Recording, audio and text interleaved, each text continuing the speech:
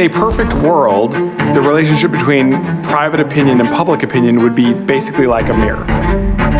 At its best, public opinion holds a mirror to us and it reflects exactly who we are. What collective illusions do to that relationship is turn it into a funhouse of mirrors. You're still seeing yourself, but it is distorted in ways that make it almost unrecognizable. A collective illusion is a situation where most people in a group go along with an idea that they don't agree with simply because they incorrectly believe that most people in the group agree with it.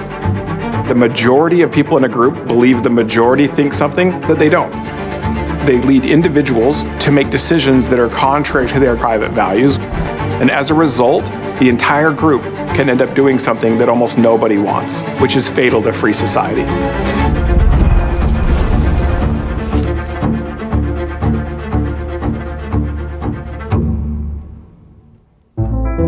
My think tank Populist studies collective illusions and uses what we call private opinion methods, which are just methods that help reveal people's private views, free of social pressure and other distorting influences on public opinion.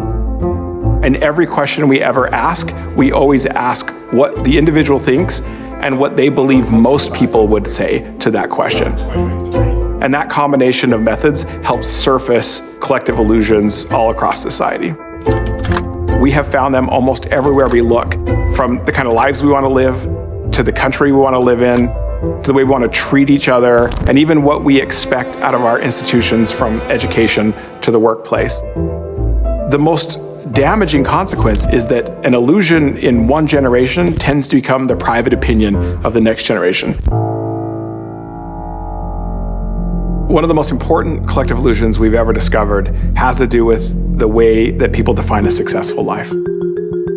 It turns out that the vast majority of the American public believes that most people in the country care about wealth, status, power, when in fact, the opposite is true. The vast majority of the American public are focused on a more personal fulfillment orientation. But our kids are paying an incredible price because they do not understand that this is an illusion. They try to chase fame because they believe that's what other people will recognize as success.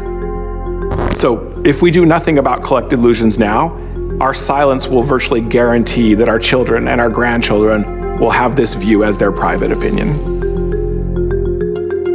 We've known about collective illusions for over 100 years.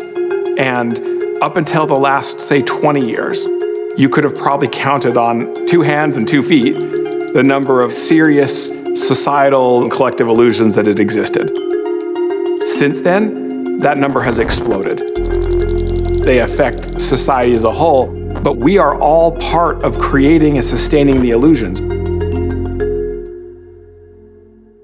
Even when we fundamentally end up disagreeing, a truthful disagreement is always better than a collective illusion. Being aware that collective illusions exist is the starting point. The only way to discover those is the same way that you actually dismantle them. You gotta have conversations. You gotta talk to each other.